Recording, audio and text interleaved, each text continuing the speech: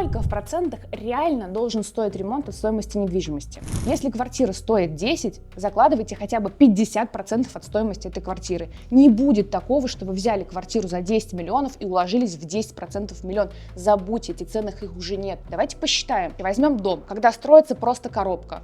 Построить дом, если разложить на этапы, нам нужно сделать фундамент, поднять коробку, сделать крышу. Все, пока никакой инженерки. Обращаемся к ремонтным работам. Я сидела перед этим видеороликом и считала. На объектах, как правило, работает от 15 до 30 человек. Это если мы с вами посчитаем грузчиков, плиточников, электриков, если это дом хотя бы на 100 квадратных метров или 150. Там, как правило, работает не один электрик, а у него есть подсобник. Плиточник тоже работает не один, у него тоже есть подсобник.